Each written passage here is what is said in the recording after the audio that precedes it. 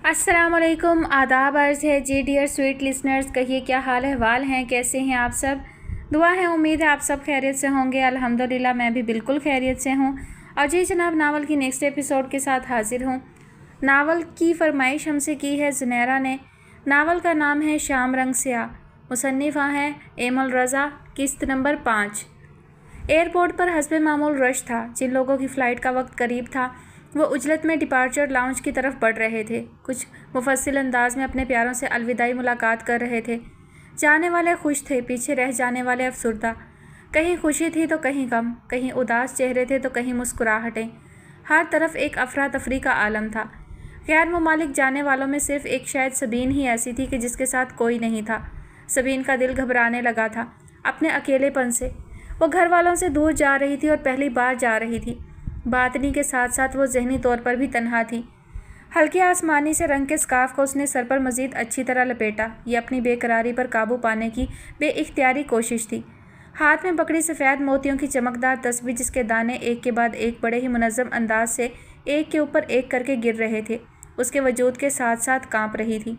सफ़ेद उजले बेशिकन लिबास, स्याह फर्शी जूतों, कानों में हीरे जैसे बुंदों और हल्के से मेकअप के साथ वो इस वक्त कोई मोमी गुड़िया लग रही थी।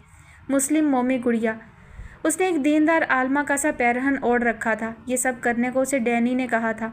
वो गलती की कोई गुंजाइश नहीं रखना चाहता था। वो इस गेम को बहुत अच्छी तरह खेल रहा था और कारजल की नज़र में मुकाम की बरतरी चाहता था। उसने जो जो सबीन को बताया था वो सब ना सिर्फ उसके जहन में बल्कि हकीकत में भी ऐसा होने वाला था कि किसी को कानो कान खबर भी नहीं हो सकती थी। ये मासूम नज़र आने वाली दीनदार आलमा का बहरूप अपनाई ये लड़की असल में लोहे कुरानी के टुकड़े की आड़ में हशीश स्मगल कर रही है। सबीन का दिल बुरी तरह से घबराने लगा था। वहशत उससे घुट घुट कर लिपटने लगी थी। वो डर रही थी या बेखौफी से ये सब करके अपनी किस्मत से कोई बदला ले रही थी। उसे समझ में नहीं आ रहा था कि वो अपनी इस कैफियत को क्या नाम दे। भटकते ख्याल को खुद से दूर करने के लिए उसने नज़रें घुमाते हुए वहाँ डैनी को तलाश किया था। डैनी उसे वहाँ ही मिला था जहाँ का उसने कहा था, ग्रीन कलर की एटीएम मशीन के पास। सबीन की नज़रें उससे मिली तो वो जो वहाँ न जाने कब से खड़ा था, मुंह में फंसी तीली को दाएं बाएं करता हुआ उसके पास आया था।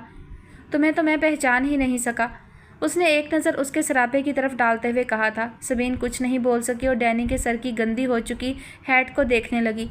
अल्फाज उसके मुंह में परेशानी के गर्दाब में फंसे हुए थे। सब काम ठीक है? हाँ, वो बमुश्किल ही ये लफ्ज़ अदा कर सकी थी। सब समझा दिया है मैंने तुम्हें। उन शक्लों को याद रखना जो लोग हमारे साथ हैं। गलती से भी गलत मत कर बैठना। ठीक है, मैं समझ गई। इस मॉडल की हिफाजत खुद से भी ज़्यादा करना, डैनी ने हाथ में पकड़े मॉडल की तरफ इशारा करते हुए कहा था। फिर उसने एक सब्ज़ रंग का रिबन उसके बैग के साथ लटका दिया था। सब्ज़ रंग, कौमी परचम का रंग, कहकर वह खुद ही हंसा था। सबीन की घिग्गी बंधी हुई थी। लाहौर एयरपोर्ट पर ज़्यादा दुश्वारी नहीं होगी तुम्हें, लेकिन आगे ख्याल रखना, बेहद एहतियात के साथ काम करना।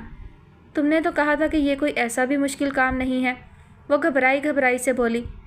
मुश्किल काम तो सब्ज़ी काटना भी नहीं है, लेकिन नादान लोग उसी छुरी से अपनी उंगली काट बैठते हैं। ये भी ऐसा ही काम है। बेवकूफ़ बनोगी तो बेवकूफ़ लगोगी भी, वैसी ही लगो जैसा तुम्हारा हुलिया है, एक पुरइत्मीनान और पुरएतमाद आलमा का, जिसका दिल हीरे की तरह शफाफ है और वो कोई गुनाह करने के बारे में सोच भी नहीं सकती। वो यकटुक डैनी की बातें सुन रही थी। अब समझ गई होगी कि मैं तुम्हें ये हुलिया इख्तियार करने को क्यों कहा है। सबीन ने अपने सरापे की तरफ देखते हुए बेइख्तियार सर हिलाया था। क्या मुझे वापसी पर पैसे मिल जाएंगे? वो न्यूयॉर्क तसल्ली करके जाना चाहती थी। अगर डैनी हर चीज़ की तसल्ली कर रहा था तो बेहतर था कि वो भी कर लेती। डैनी उसके सवाल पर मुस्कुराया था। वो जानता था कि इस वक्त सबीन के दिलो दिमाग में क्या क्या चल सकता है। उसके दांतों में फंसी माचिस की खलीस तीली उसकी मुस्कुराहट पर बाहर आने को लपकी थी। सबीन ने अपनी उबकाई को बमुश्किल रोका था। मैं मर भी जाऊंगा तो तुम्हें तुम्हारे पैसे मिल जाएंगे लड़की। ये काम ऐसा शफाफ है। ज़ुबान देने की अहमियत क्या होती है वो मैंने इसी कारोबार से सीखी है। तुम्हें भी मैं ज़ुबान दे चुका हूँ। बिल्कुल फ़िक्र मत करो, लोगों ने तो इस काम को ऐसे ही बदनाम कर रखा है। भला कोई चीज़ एक मुल्क से दूसरे मुल्क लेकर जाना ऐसा कौन सा गुनाह है? यसू पूछे इन कानून बनाने वाले कम अक्लों से। सबीन उन कम अक्लों पर लेक्चर सुनने के मूड में नहीं थी। लेकिन पैसे इसी शर्त पर मिलेंगे जो तुमने मुझसे तय की है। तुम्हें कम से कम 10 बार हमारे कहने पर वहाँ जाना होगा जहाँ जहाँ हम कहेंगे। उसके बाद तुम आज़ाद होगी। चाहो तो काम करो, चाहो तो ना करो।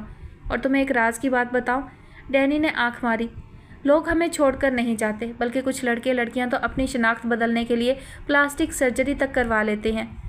वो रुका। सबीन जल्दी से कुछ कहने ही वाली थी कि वो फिर से बोल उठा। वो जानता था कि वो क्या पूछने वाली है।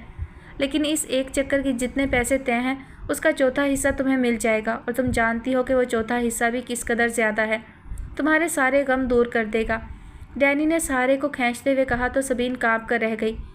डैनी क्या क्या जानता था। अब जाओ, रवानगी का वक्त करीब आ रहा है। डिपार्चर लाउंज में लगी दो हैकल घड़ी और फिर फ्लाइट्स के शेड्यूल को देखते हुए उसने कहा था। डैनी के हुक्म पर सबीन किसी कैफियत में आगे बढ़ी थी।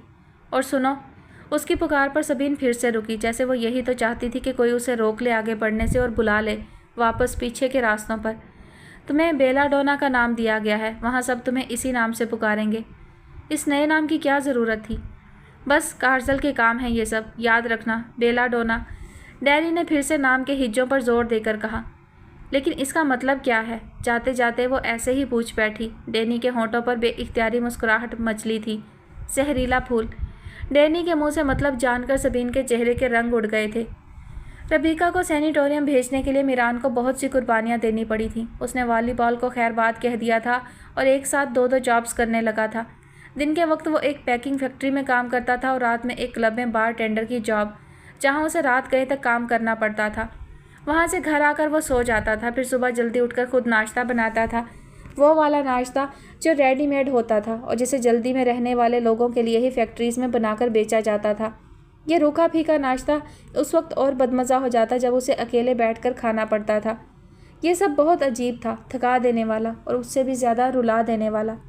वो लाउंज में पड़ी उस रॉक चेयर को अक्सर ही देखता रहता था, जिस पर रबीका शाम में बैठकर उसके बाप को तफसील से याद किया करती थी। तुम्हें पता है मीरान, मेरी ग्रैनी हुआ करती थी कैथरीन, वो बहुत अच्छी खातून थी।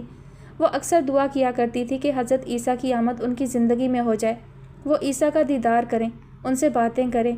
मुझे सुलाते हुए थपकते हुए उनके लबों पर हमेशा ही दुआ हुआ करती थी। पता नहीं उनकी ये दुआ कैसे मेरी भी आरज़ू बन गई। तुम तो जानते हो ना कि बचपन के ख्वाब, दिन और बातें इंसान के शोर में कैसे चट्टानों की तरह बसेरा कर लेती हैं। फिर जब मैं पहली बार ईसा से टकराई और मैंने ईसा को देखा तो मुझे ऐसा लगा कि ग्रैनी की सारी दुआएं और मेरी आरजुएं पूरी हो गई हों। वो इतना सादा, इतना चुप, इतना रोशन था कि उस बात से इनकार की गुंजाइश ही नहीं रहती थी कि इंसानों की बस्ती में वो कोई फरिश्ता बनकर नहीं उतरा है। रबीका उसे बताती थी क्योंकि उसके पास मीरान के अलावा सुनने वाला और कोई नहीं था। सोसाइटी में रबीका की कोई सहेली नहीं थी। उसके सौतेले बहन भाई भी अरसा हुआ उसे नफ्सियाती मरीज़ा का खिताब देकर छोड़ चुके थे। माँ बाप मर चुके थे। ऐसे में सिर्फ मीरान ही बचता था और मीरान ने यह सब इतनी बार और इतनी जुज़ियात के साथ सुना था कि अब सब उसके सामने किसी रटी रटाई फिल्म की तरह चलता था। कोई मानने को तैयार ही नहीं था कि वो पाकिस्तान का कोई शहज़ादा नहीं है। वो बाहर गार्डन में सफाई कर रहा होता था तो पड़ोस की औरतों को भी तभी बाहर काम पड़ते थे। आतिशदान की लकड़ियाँ काटते वक्त तो मुझे बाकायदा उसकी निगरानी करनी पड़ती थी। उसे आदत नहीं थी ना काम करते हुए शर्ट पहनने की। मेरी पड़ोसनों ने तो वो दिन भी याद कर रखे थे जब जब वो आतिशदान के लिए लकड़ियाँ छोटी करता था। मैं तो बाहर लगी तारों पर चादरें ही तानती रहती थी कि मेरे अलावा कोई ईसा को इस हालत में ना देखे। रबीका याद करते हुए हंसते हुए बताती थी और सब बताते बताते एकदम से ही फूट फूट कर रोने लगती थी। मीरान के लिए सब एहसाब शिकन था, लेकिन अब रबीका इस घर में नहीं थी। उसे उसके बाप के बारे में बताने वाला कोई नहीं था। फिर भी खाली घर में जैसे रबीका की आवाज़ गूंजती रहती थी। वो टीवी की आवाज़ ऊंची कर देता था, फिर भी उसे लगता रॉक चेयर पर कोई बैठा रो रहा है। रो नहीं रहा तो इस तरह हंस रहा है कि सुनने वाले का रोना निकल रहा है। रबीका की गैर मौजूदगी के ये दिन उसके साथ से ज़्यादा अज़ियतनाक थे। 1 माह के बाद वो पहली बार रबीका से मिलने गया था। इस दौरान उसका जितना भी इलाज हुआ था उसका कोई भी वाज़ेह फ़र्क उसे महसूस नहीं हुआ था। अस्पताल वालों की तरफ से शिकायत मिली थी कि रबीका इलाज करवाने में ताउन नहीं कर रही है। वो रबीका के पास गया था। उसने रबीका को समझाने की कोशिश की थी कि वो इलाज के सिलसिले में डॉक्टर्स का साथ दे, उनकी बातें माने, उनके साथ ताउन करे, क्योंकि उसे अस्पताल के अखराजात चुकाने में बहुत ज़्यादा मेहनत करना पड़ रही थी। हम पर बहुत कर्ज चढ़ रहा है मम्मी, तुम फिक्र ना करो, ईसा की जायदाद बिक जाने दो, हमारे हालात बेहतर हो जाएंगे। उसके चचा ने उसका हिस्सा देना है। चचा? वो खलाओं में घूरने लगी थी। रबीका अभी भी वहाँ ही थी। मैं पाकिस्तान गया था मम्मी। फिलहाल एक दिन उसने रबीका को बता दिया था जो वो बताना नहीं चाहता था। रबीका पहली बार चौंकी थी। मैंने वहाँ पापा को तलाश किया। फिर ایک ذرا سا لفظ اس نے کس قدر بے قراری اور دیوانگی سے کہا تھا، میران جانتا تھا۔ یہ عورت اگر اس کی ماں نہ بھی ہوتی تو اس کے لیے اس کے پاس ترس ہی ترس تھا۔ اس سے تو بہت اچھا تھا کہ اس کا باپ اس سے اس قدر محبت کرنے کے بجائے بے وفائی کر جاتا، اسے دھوکہ دے جاتا، اس طرح اسے قرار تو آ جاتا۔ ان میں سے اب کوئی بھی نہیں بچا ممی، سب کو خدا نے ان کے کیے کی سزا دے دی ہے۔ عیسیٰ جیسے فرشتے پر گولی چلائی تھی انہوں نے، ایسا تو ہونا ہی تھا ان کے ساتھ۔ ہماتن گوش ربیکہ بڑبڑائی تھی۔ میران اس کے اگلے رد عمل کا انتظار کرنے لگا۔ کیا یہ بہتری کی طرف پہلا قدم تھا؟ اور اگر عیسیٰ کو تب کچھ ہو جاتا تو تم دیکھتے کہ وہ لوگ دنیا میں ہی کیسے جہنم میں جلتے۔ میران نے اپنا سر پکڑ لیا تھا۔ تو یعنی اس کی کوئی بھی کوشش فائدہ مند نہیں ہوئی تھی اور نہ ہی آگے ہونے والی تھی۔ وہ سمجھ نہ سکا کہ کوئی کسی کو اتنی ایمانداری سے کیسے چاہ سکتا ہے۔ کوئی محبت میں ایسا باوفا ہو سکتا ہے کہ اس کے مرنے کے بعد بھی اس کی محبت کی جدائی کا یقین نہ کرے۔ وہ وہاں کے ڈاکٹر سے ملا۔ وہ چاہتا تھا کہ ان کا مزید بہتر طریقے سے علاج کیا جائے، پیسوں کی پرواہ نہ کرتے ہوئے۔ علاج 6 ماہ سے 1 سال تک پہنچ سکتا تھا۔ اس کی آخری ملاقات ربیکہ سے جنوری کے مہینے میں ہوئی تھی، تب اس کی حالت کافی بہتر ہو چکی تھی۔ اس کا نفسیاتی علاج بھی ہوا تھا۔ وہ واحد ملاقات تھی جب اس نے میران سے عیسیٰ کی بات نہیں کی تھی، بس یہی کہے جا رہی تھی کہ وہ اسے واپس نیو یارک لے جائے۔ سب آپ کے علاج کے لیے ہی ہو رہا ہے ممی، بس کچھ عرصہ اور یہاں رہ لے۔ مجھے اپنے گھر جانا ہے، میں یہاں سے اکتا چکی ہوں میران۔ سینیٹوریم میں ہی ربیکہ کو اندازہ ہو چکا تھا کہ میران نے بورڈنگ میں اپنی تعلیم کس طرح مکمل کی ہوگی۔ جب وہ اسے ملنے ہی نہیں جاتی تھی، بھول ہی گئی تھی کہ اس کا کوئی بچہ بھی ہے جسے توجہ کی ضرورت ہے۔ میران نے اتنے سال کس خاموشی سے گزار دیے تھے۔ وہ اپنے باپ پر گیا تھا جس نے بڑے بڑے دکھ اپنی چپ کی چادر کے تلے لپیٹ لیے تھے۔ یہاں کا ماحول کافی دوستانہ ہے، بس تھوڑے دن اور میری خاطر۔ میران کے لیے جاؤ یہاں سے، ہمارے بچے کے لیے۔ 25 سال پہلے کی ایک التجا ربیکہ کے کانوں میں گونجی تھی۔ ربیکہ خاموش ہو گئی۔ یہ آمادگی کی طرف اشارہ تھا۔ اور جیسا ڈینی نے کہا تھا، پاکستان ایئرپورٹ پر سبین کو زیادہ دشواری کا سامنا نہیں کرنا پڑا تھا۔ اس کے بیگ پر لگے سبز ربن کو دیکھ کر اس کی کوئی خاص چیکنگ نہیں ہوئی تھی، تاہم 1-2 لڑکیوں نے اسے عجیب سی نظروں سے دیکھا ضرور تھا۔ ان کی اب تک کی جاب میں سبین پہلی لڑکی تھی جو اسمگلنگ کرنے جا رہی تھی، ورنہ اس سے پہلے تک انہیں اس کام میں لڑکے ہی ملوث نظر آئے تھے۔ وہ جو خود رشوت لے کر اسے بنا چیکنگ کے جانے دے رہی تھیں، اسے ایسے دیکھ رہی تھی جیسے سبین پکی دوزخی ہو اور ان کی رشوت تو جنت کا ہی کوئی لین دین ہو۔ سبین ان کی نظروں کی تاب سے خود میں سمٹ گئی تھی۔ ڈپارچر لاؤنج میں وہ نہ جانے کتنی دیر تک بیٹھی رہی تھی۔ تقریباً 1 گھنٹے بعد وہ اس وقت چونکی تھی جب ہال کے اسپیکرز پر اس کا نام دوسری بار پکارا گیا تھا۔ اس نے اپنا نام سن لیا تھا لیکن وہ اٹھ نہیں سکی تھی۔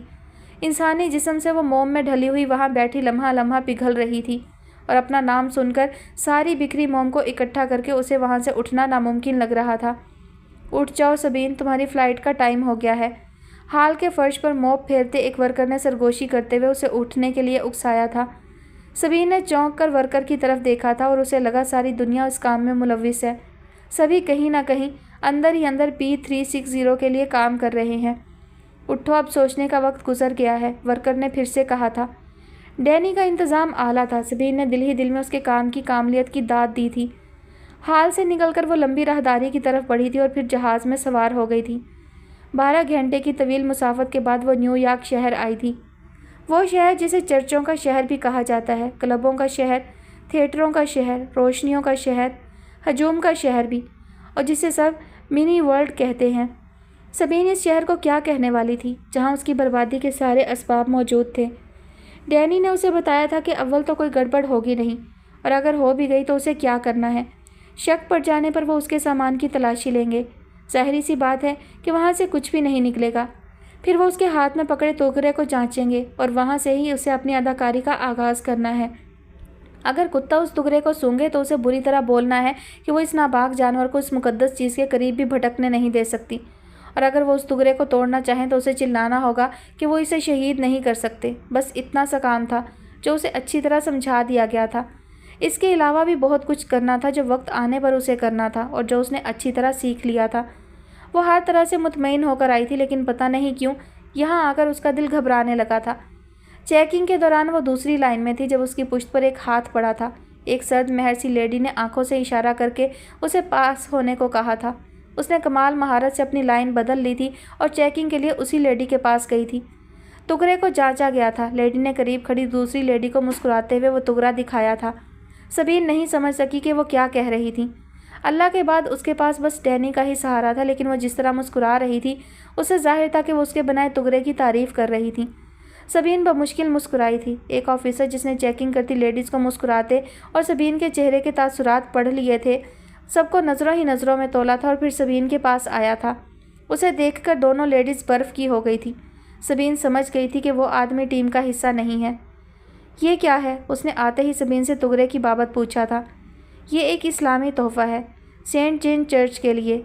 मेरे उस्ताद मोहतरम ने इसे अपने हाथों से बनाकर भेजा है। हम लोग दुनिया भर में अमन का पैगाम फैलाते हैं, दुनिया भर के लोगों को अमन की तरफ लाते हैं। हमारी एक तंजीम है जिसे अमेरिका से पिछले ही दिनों इजाज़तनामा दिया गया है। मैं उस तंजीम की तरफ से भेजी जाने वाली पहली लड़की हूँ। वो अंदर ही अंदर इस कदर घबरा गई थी कि अपने बैग में से तंजीम की मंजूरी का कार्ड भी निकाल कर दिखाने लगी थी। पता नहीं ये इसकी मासूमियत थी या उसका मुअद्दिब अंदाज कि ऑफिसर एक उचटती सी निगाह उस पर डालकर चला गया था। सारी जांच पड़ताल से गुजरकर वो एयरपोर्ट से बाहर निकली थी और बाहर निकलते ही उसने खुलकर ऐसे सांस ली थी जैसे पैदाइश के वक्त से अब तक किसी दम घुटने वाली गार में ज़िंदगी गुजार कर आई हो। एक सांस से उसका गुजारा नहीं हुआ था तो वो तेज़ी से मज़ीद सांसें लेते हुए कितनी देर तक वहाँ ही खड़ी रही थी। इसका खातिर ख्वाह असर हुआ था। वो ताज़ा दम हो गई थी, जैसे कॉलेज से आने के बाद अम्मा के हाथों की दम वाली चाय पी लेने के बाद हो जाया करती थी। न्यूयॉर्क की हवा तो वैसे भी बहुत ताज़ा होती है, जो लाहौर में कम ही मुयस्सर आती है, और गणपत रोड वाले तेज़ ट्रैफिक के इलाकों में तो बिल्कुल ही खाल खाल। उसे ऐसा लगा था जैसे वो किसी पहाड़ी झरने के साथ साथ बहने लगी हो। तो ये काम इतना आसान था। ताजगी के साथ साथ वो ताज़ा सोच भी उसके अंदर आई थी। उसने एक गहरी सांस ली और बेइख्तियार ही मुस्कुरा दी। वो समझी थी कि पता नहीं कितनी सख्ती होगी।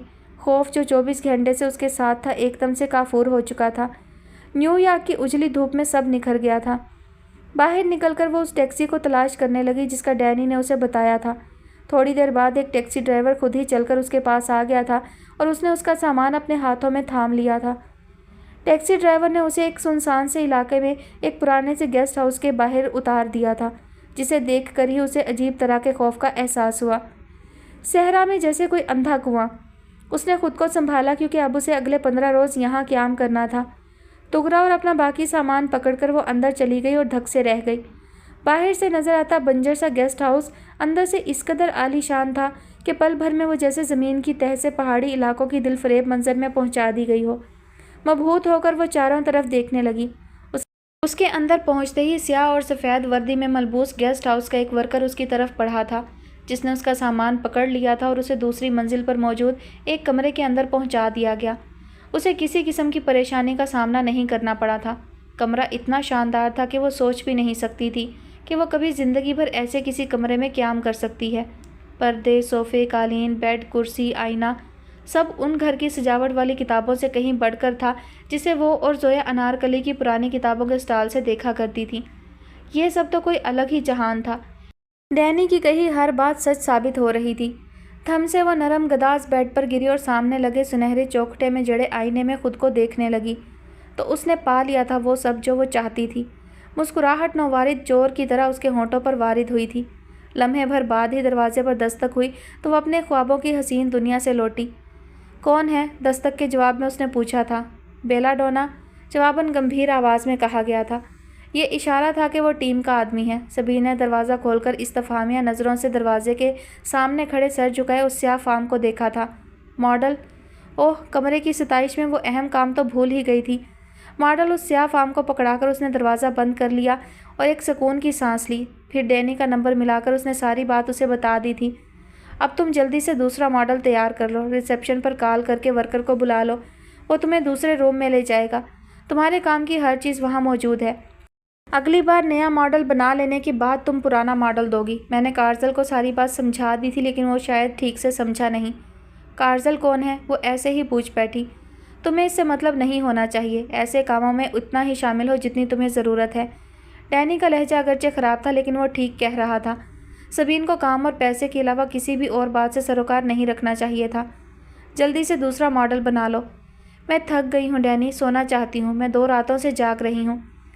पुलिस को भिनक भी पड़ गई तो वो ये नहीं देखेगी कि तुम थकी हुई हो, तुम्हें बाद में गिरफ्तार करना है। काल मुनक़ता हो गई थी। उसके मतलब का सारा सामान दूसरे कमरे में मौजूद था। चूना, सांचे, सब कुछ।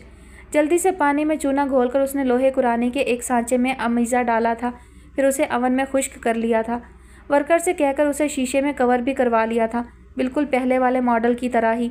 ये सब काम गेस्ट हाउस में ही हुआ था। मॉडल 1 घंटे के अंदर अंदर तैयार था। वर्कर उसे शीशे में फ्रेम करवाकर फिर से उसके पास दे गया था। इस सारे काम और लड़के के इंतज़ार में वो बहुत ज़्यादा थक गई थी। उसे परसों रात से नींद आ रही थी। वो 2 रातों की जागी हुई थी। एयरपोर्ट और फिर फ्लाइट में हरदम चौकन्ना रहने से उसके एसाब शल हो गए थे। वो सुकून से शावर लेना चाहती थी, इत्मीनान से कपड़े बदलकर सो जाना चाहती थी, लेकिन वापस अपने कमरे में पहुंचकर वो धम से बेड पर गिर गई और घंटों बेहिस्सो हरकत ऐसे ही पड़ी रही। जो काम करते हुए करने से पहले करने का सोचते हुए करते वक्त उसको घबराहट नहीं हुई थी, अब जब वो सब काम कर चुकी थी तो उन लम्हों की सारी घबराहट एकदम से उसके पास आ गई थी। उसका दिल बुरी तरह धड़कने लगा था कि उसे लगा ये सीने से बाहर आ जाएगा और उस पर हंसना शुरू कर देगा। वो इतना रोना चाहती थी कि इस सुनसान जगह पर एक झील बना सकती थी। बिना कपड़े तब्दील किए, बिना शावर लिए वो लेट गई और उसने आंखें बंद कर लीं। ये सोने की ज़बरदस्ती कोशिश थी। घू घू, और तभी एक आवाज़ उसके कानों में उतरी थी। झटके से उसने अपनी दोनों आंखें खोली थीं। ये जानी पहचानी नफ़रत अंगेज़ चक्की चलने की आवाज़ कहाँ से आ रही थी? ये आवाज़ कमरे में तो खामोशी थी और बाहर तारीकी। शबबाश हशरात अपना राग अलाप रहे थे। ऐसे में उसे चक्की चलने की आवाज़ इस कदर तेज़ अंदाज में सुनाई दे रही थी कि उसके कानों के पर्दे फटने वाले हो गए थे। वो हड़बड़ाकर बेड पर से उठी, बंद खिड़कियों को एक बार फिर से बंद किया, पर्दे आगे करके बराबर किए, दरवाजे के लॉक को चेक किया। इस ज़रा से काम में वो पसीने पसीने हो गई थी और घू घू की आवाज़ थी कि रुकने में नहीं आ रही थी। उसने गुसल खाने को खोल कर देखा, बेड के नीचे झांका, वार्डरोब का एक एक पट खोलकर अंदर झांका। सब खाली था। सिर्फ एक उसकी ज़मीर का किवाड़ खुला हुआ था, जहाँ वो देखना भूल गई थी। वो आवाज़ के मार्क्स को ना पा सकी तो उसने अपने कानों पर सख्ती से हाथ रख लिए और चिल्ला उठी, अम्मा बंद कर दो चक्की, मुझे सोना है। वो बिल्कुल ऐसे ही चिल्लाई थी जैसे गणपत रोड पर मौजूद अपने छोटे से घर के छोटे से कमरे में चिन्योट के पुराने बेड पर लेटी लेटी चिल्लाई थी, अम्मा बंद कर दो चक्की। वो और ताकत से चिल्लाई, लेकिन ये गणपत रोड नहीं था, ये तो न्यूयॉर्क था। छोटे घर के बरक्स कमरा इतना बड़ा था कि इंसान खुद को गुम कर ले। बेड भी किस कदर शानदार था। फिर उसे नींद क्यों नहीं आ रही थी? सिर्फ एक चक्की चलने की आवाज़ उसे तंग कर रही थी। चक्की तो बंद है, मैं तो बावर्ची खाने में हूँ, वहाँ अम्मा की आवाज़ आती थी। यहाँ खामोशी थी। अम्मा कुछ नहीं बोल रही थी और उनकी खामोशी कैसी चिल्लाती हुई थी। सबीन का दिल वहशत से फटने पर आ गया था। उसने तकिए में सर दे लिया। वो जितनी कोशिशें कर रही थी, आवाज़ उतनी ही बढ़ती जा रही थी। उसने कानों के अंदर तक अपनी उंगलियां दे लीं, लेकिन आवाज़ आना बंद नहीं हो रही थी। और जब वो अपनी सारी कोशिशों से थक गई तो उसने बेइख्तियार ही ऊंची आवाज़ में रोना शुरू कर दिया, मुझे माफ़ कर दो अम्मा, मुझे माफ़ कर दो। रोते रोते उसने इल्तिजा की थी और बेड पर ऐसे गिरी थी जैसे उसकी रूह ने उसके जिस्म से नाता तोड़ लिया हो। घू घू की आवाज़ फिर भी बंद नहीं हुई थी। सबीन जानती थी कि यह बंद भी नहीं होगी। आज फिर उसे सारी रात जाग कर और रोकर गुजारनी थी। आसमान के शिकम में सारा दिन आग लगाकर सूरज अब राख उड़ा देने के मूड में था। पुरतहम्मुल बारोब सा अंधेरा चारों तरफ फैलने लगा था। कत्थई रंग में डूबा दिन शाम के बनफशी कदा में डुबकी लगाने की तैयारी कर रहा था। फैक्ट्री में अपनी जॉब के औकात पूरे कर लेने के बाद मीरान अब क्लब की तरफ जा रहा था। दोपहर का लंच जो कि उसी मसरूफियत की नज़र हो जाता था, इसलिए वो किसी बेकरी वगैरह से अपने लिए कुछ ऐसा ख़रीद लेता था जिसे चलते चलते ही खाया जा सके। आज भी वो सस्ते से पैटीज खाता हुआ आगे बढ़ रहा था। चंद रोज़ बाद क्लब की टावर एक एक्टिविटी भी थी जिसके लिए काफ़ी ज़्यादा एनर्जी चाहिए थी। उन सबको महज उसकी मशक ही थका देती थी। न जाने कि एक्टिविटी वाले दिन क्या हाल होने वाला था, लेकिन मीरान को खुशी थी कि इस एक्टिविटी के उन सबको इजाफी पैसे भी मिलने वाले थे, जो एक माकूल रकम थी। सेल फ़ोन की बेल बजी तो एक हाथ से पैटीज खाते हुए उसने दूसरे हाथ से कॉल पिक करके फ़ोन कान के साथ लगाया था। मीरान ईसा, इस्तफ़हामिया पूछा गया था। जी, आपकी वालदा रबीका ईसा अब मुकम्मल सेहतमंद हैं, आप उन्हें घर वापस लेकर जा सकते हैं। क्या? मीरान को जैसे इस खबर की सदाकत पर यकीन ही नहीं आ रहा था। 1 साल के बाद ये वाहिद खुशखबरी थी जिस पर वो दिल से खुश हो सकता था। अगले ही दिन से उसने मैरी के साथ मिलकर रबीका का कमरा तैयार करना शुरू कर दिया था। मैरी उनकी पड़ोसी थी, मीरान के साथ किसी हद तक फ्रैंक थी और अपने कॉलेज में फ़न तामीर की तालीम हासिल कर रही थी। मीरान ने कुछ जोड़ी हुई रकम से घर को भी सजाना शुरू किया था। मैरी कम बजट में आला कारकर्दगी का सबूत देना चाहती थी। दोनों ने सारे घर के वॉल पेपर्स तब्दील किए थे, पुराने फर्नीचर को पॉलिश किया था। कुछ चीज़ें उन्होंने घर पर ही तैयार कर ली थी, जिनमें मैरी माहिर थी। पुरानी बोतलों से सेंटर टेबल बनाना, मीरान की पुरानी टी शर्ट से कुशन, कम खर्च वाले फ़ोटो फ्रेम, गुलदान और डेकोरेशन पीस वगैरह। उसने कम बजट में बहुत उम्दा काम किया था। घर ने एक नई शक्ल अपना ली थी। मीरान बहुत खुश था उन दिनों। रबीका आ रही थी और सबसे बड़ी बात यह कि ठीक होकर आ रही थी। उसे और क्या चाहिए था। क्लब में भी उसके खुशकुन रवैये को सबने नोट किया था। ऐसा तो मोहब्बत में होता है डियर। क्या तुम्हें मोहब्बत हो चुकी है? नहीं, लेकिन मुझे मोहब्बत मिलने वाली है, अपनी माँ की, उसने जज्बाती होकर कहा था।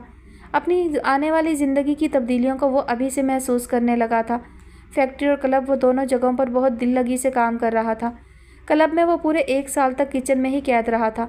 बहुत बार उसने कोशिश की थी कि वो पीटर से बार टेंडर का काम सीखकर बार टेंडर बन जाए, क्योंकि बार टेंडर की तनख्वाह किचन में काम करने वाले वर्कर की निस्बत ज़्यादा थी। पीटर ने उसे काम सिखाने में कोई कसर नहीं छोड़ी थी, लेकिन वो ज़हनी तौर पर इतनी टूट फूट का शिकार था कि वो आसान सा काम भी जल्दी से नहीं सीख सका था। और महीने भर बाद जब उसने वो काम जैसे तैसे करके सीख लिया तो मैनेजर ने उसकी 1 दिन की कारकर्दगी के बाद ही उसे फिर से वापस किचन में भेज दिया था। क्या मेरे काम में कोई ख़राबी है? खराबी काम में नहीं मेरे दोस्त, तुम्हारी उदास सूरत में है। बार में आने वाला कोई भी उदास सूरतें नहीं देखना चाहता। लोग खुश होकर ड्रिंक मांगते हैं और चाहते हैं कि उन्हें खुश होकर ही ड्रिंक पेश किया जाए। तुम काम तो सीख ही चुके हो, अब खुश रहना भी सीख लो तो बेहतर है। मैनेजर ने उसे वो काम कहा था जो वो अपनी पैदाइश से अब तक सीखने की कोशिश कर रहा था, और उसमें ऐसा कोरा साबित हुआ था कि ठीक से सीख ही नहीं सका था। आज बड़े दिनों के बाद वो फिर से बार पर खड़ा था और मैनेजर समेत उसके दोस्त भी उसे देखकर हैरान हो रहे थे। वो लड़कियों को हंसा रहा था, गुनगुना रहा था, बार काउंटर की सतह पर मुख्तलिफ करतब दिखा रहा था, बोतलों को महारत से उछाल उछाल कर गिलासों में उंडेल रहा था। मैनेजर को और क्या चाहिए था भला?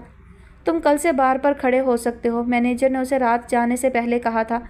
खुश मिजाजी खुशकिस्मती की राहें कैसे खोलती है ये उसने तब जाना था। बिल्ली के पंजों जैसे सुबह दबे पांव धरती पर अपने कदम जमा रही थी, बिना आवाज़ पैदा किए, मुकम्मल खामोशी से। इस राजदारी में शरारत भी हो सकती थी और चालबाजी भी। रोशन किरणें वसवसे की तरह तारीक गली कूचों में फैलकर उन्हें रोशन कर रही थीं। इस सब में एक राग भी अपने सर उठा रहा था, और सुबह की उजली सफ़ेदी में फूटती किरणों में पाकीज़ा खामोशी में फैलता वो राग अपनी तमाम तर खूबियों खामियों के साथ दिलकश लग रहा था। रोई रोई और सोई सोई आंखों से सबीन उठकर खिड़की तक आई थी। पर्दे खिसकाकर उसने बाहर झांका था। बेपतवारी राग की आवाज़ लम्हा बलम्हा दूर से नज़दीक आ रही थी, और जब वो बिल्कुल सबीन की खिड़की के सामने आ गया तो सबीन ने देखा कि वो कोई नौउम्र लड़का था जो अपनी ही मस्ती में मस्त माउथ आर्गन को मुंह से लगाए अजीबो गरीब सी धुन निकाल रहा था।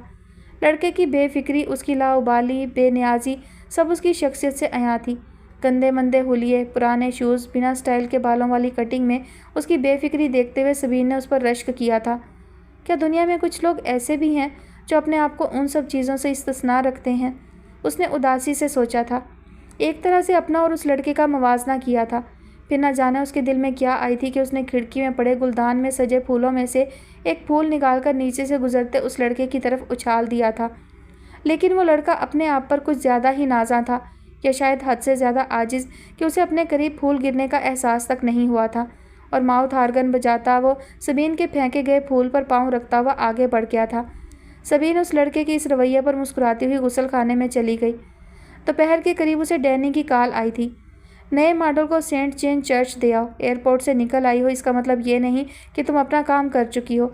सिक्योरिटी कैमरा फुटेज को फिर से देखा जाता है, जिन्हें दूसरी बार माहिरीन देखते हैं, और वो ज़रा सी भिनक पड़ने पर तुम्हारी तलाश शुरू कर देंगे।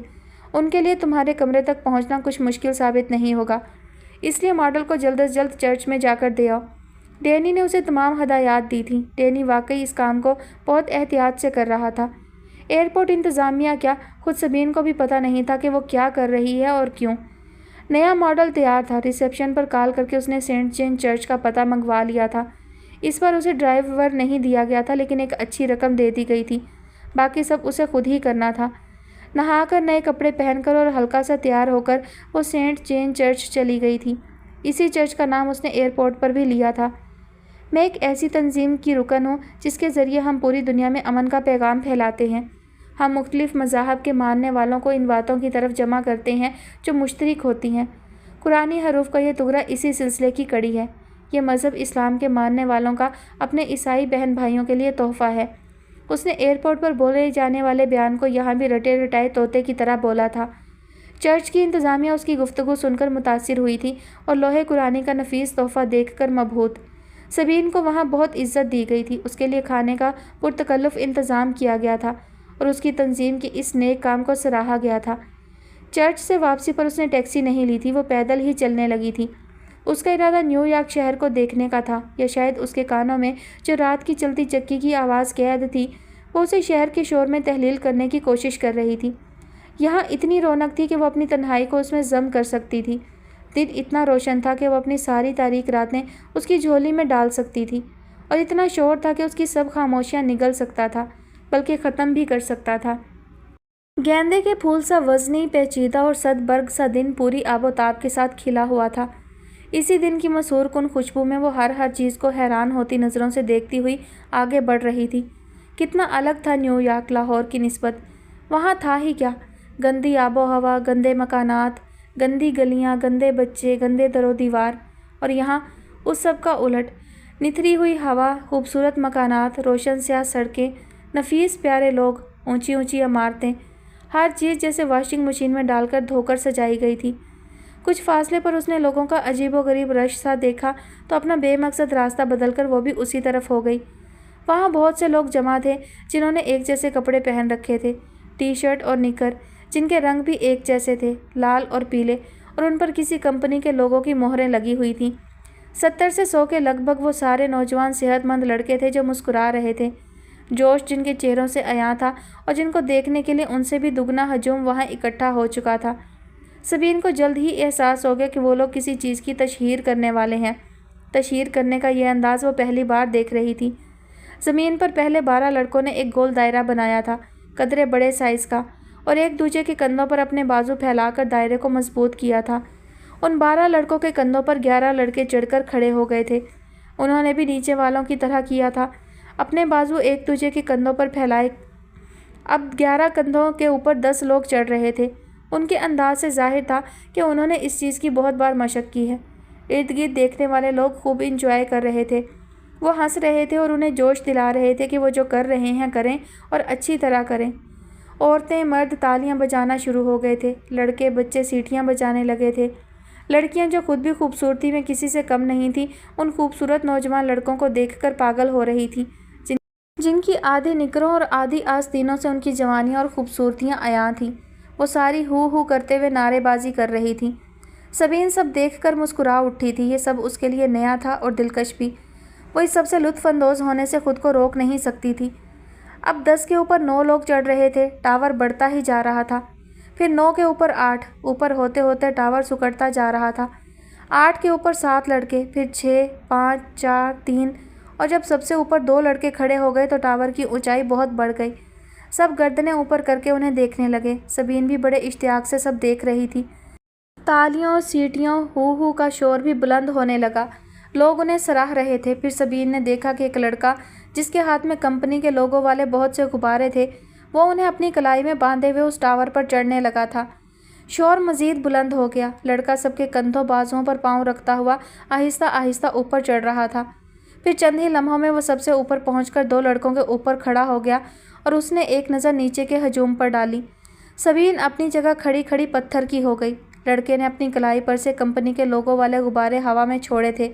ایک شور بلند ہوا تھا، لوگوں کی طرف سے اور کمپنی کے ورکرز کی طرف سے بھی۔ پھر ٹاور ٹوٹنے میں چند لمحے ہی لگے۔ اطراف میں کھڑی کمپنی کی گاڑیوں نے شٹر الٹا دی اور سب کو اپنی طرف متوجہ کر لیا۔ اب ارد گرد کھڑے لوگوں کو کمپنی کی طرف سے مشروب پلایا جا رہا تھا۔